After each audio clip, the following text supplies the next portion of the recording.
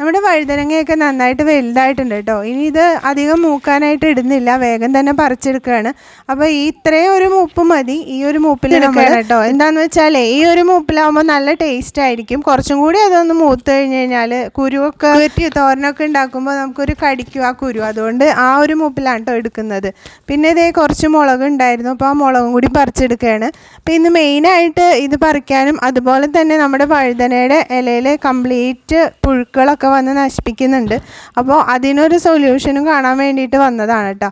അപ്പോൾ ഇതേ ഈ വഴുതനങ്ങ എന്ന് പറഞ്ഞാൽ നമ്മൾ നട്ടത് മൊത്തം പച്ച കളറ് നീളത്തിലുള്ള ഇങ്ങനത്തെ വഴുതനങ്ങയായിരുന്നു.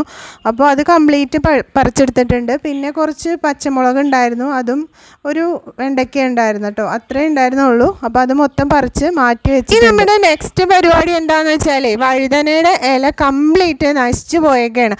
പുഴുക്കൾ വന്നിട്ട് നിറയെ അത് തിന്ന് കേടായിട്ടുണ്ട് കേട്ടോ. കംപ്ലീറ്റ് ഇലകൾ ഈ താഴ്ഭാഗത്തുള്ള ഇലകളാണ് കേട്ടോ കംപ്ലീറ്റ് നശിച്ചിട്ടുള്ളത്. മുകളിലെ ഇലകളിലേക്ക് അത്രയും ബാധിച്ചിട്ടില്ല. ഈ ചെടി വലുതാവുന്ന അനുസരിച്ച് താഴെയുള്ള ഇലകൾ ആദ്യം തന്നെ വെട്ടി കൊടുക്കേണ്ടതായിരുന്നു, നമ്മളത് ചെയ്തിട്ടുണ്ടായിരുന്നില്ല. എന്തായാലും ഈ ഇലകൾ നശിച്ച ഇലകൾ കംപ്ലീറ്റ് ഒന്ന് വെട്ടിക്കൊടുക്കുകയാണ്. ഈ പുഴു ബാധിച്ച ഇലകളുണ്ടല്ലോ അത് കംപ്ലീറ്റ് വെട്ടിക്കൊടുത്തിട്ട് ഇത് നമ്മൾ ഇവിടെ ഇടില്ല കേട്ടോ, ഇതിൻ്റെ കടക്ക ഇടരുത് ഒരിക്കലും. കടക്കേന്ന് എടുത്ത് മാറ്റിയിട്ട് ചവറുകളൊക്കെ നമ്മൾ കൂട്ടി കത്തിക്കുമല്ലോ, ചവറ് കൂട്ടി കത്തിക്കുന്നതിൻ്റെ ഇടയിൽ ഈ ഇല ഇട്ടിട്ട് നന്നായിട്ടൊന്ന് കത്തിച്ച് കളഞ്ഞാൽ മതി. ഇനി നമുക്ക് ഈ വഴുതനങ്ങയ്ക്കൊക്കെ മഞ്ഞൾ സ്പ്രേ അടിച്ചു കൊടുക്കാം.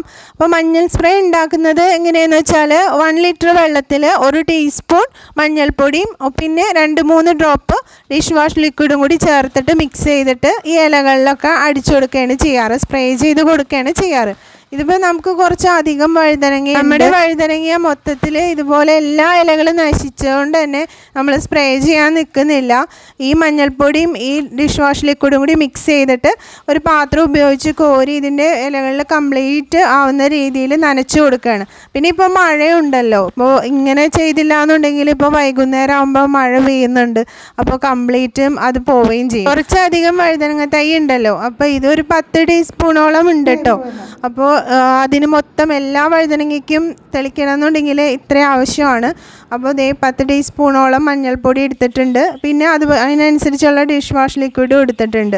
ഇനി ഇത് നന്നായിട്ടൊന്ന് വെള്ളത്തിൽ മിക്സ് ചെയ്തിട്ട് നമ്മുടെ ചെടികളിലേക്ക് മൊത്തം സ്പ്രേ ചെയ്ത് കൊടുക്കണം. ഞാനൊരു പാത്രം ഉപയോഗിച്ച് മുകളിലൊക്കെ നന്നായിട്ട് തളിച്ചു കൊടുക്കാനാണ് കേട്ടോ ഉദ്ദേശിക്കുന്നത്.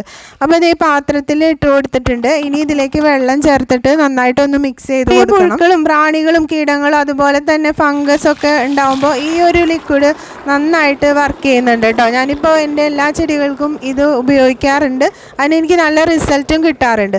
അപ്പോൾ ഇതേ ഞാനിത് നന്നായിട്ട് കലക്കി എടുത്തിട്ടുണ്ട്. അതിന് ശേഷം ഞാൻ ദേ ഒരു ചിരട്ടയിൽ എടുത്തിട്ട് ഇലകളിലൊക്കെ നന്നായിട്ട് ഒഴിച്ചു കൊടുക്കുകയാണ്. ഇതിപ്പോൾ നല്ല വൈകുന്നേരം ആകുമ്പോൾ നല്ല മഴയാണല്ലോ, അതുകൊണ്ട് ഇങ്ങനെ ഒഴിച്ചു കൊടുക്കുന്നതുകൊണ്ട് കുഴപ്പമില്ല. വെയിലൊക്കെ ഉള്ള സമയമാണെങ്കിൽ നമ്മൾ സ്പ്രേ ചെയ്ത് കൊടുത്താൽ മതി. അപ്പോൾ ഇത് ഇങ്ങനെ എല്ലാത്തിലും എല്ലാ വഴുതനങ്ങയ്ക്കും ഇത് ഒഴിച്ചു കൊടുക്കുന്നുണ്ട്. ഇത് നല്ല റിസൾട്ടാണ് കേട്ടോ. അപ്പോൾ ഇങ്ങനത്തെ പ്രശ്നങ്ങളുണ്ടെങ്കിൽ നിങ്ങളിങ്ങനെ ചെയ്ത് കൊടുക്കുന്നത് നന്നായിരിക്കും. ചെടികളിലെ കീടബാധ എന്തോരുണ്ടെന്ന് നോക്കിയിട്ട് അതിനനുസരിച്ച് വേണം നമ്മൾ ഇത് സ്പ്രേ ചെയ്ത് കൊടുക്കാനോ അല്ലെങ്കിൽ ഇതുപോലെ തളിച്ചു കൊടുക്കാനോ ഒക്കെ ചെയ്യേണ്ടത് കേട്ടോ. ഇതിപ്പോൾ ഞാൻ എന്തായാലും 2-3 ദിവസം അടുപ്പിച്ച് ചെയ്യേണ്ടി വരും, കാരണം ഇന്ന് നിങ്ങൾ കണ്ടല്ലോ ഇതിൻ്റെ ഇലയുടെ അവസ്ഥ എന്താണെന്നുള്ളത്. അപ്പോൾ ഇന്നത്തെ വീഡിയോ നമ്മുടെ ഇത്രേ ഉള്ളൂ. പുതിയൊരു വീഡിയോ ആയിട്ട് ഇനിയും കാണാം.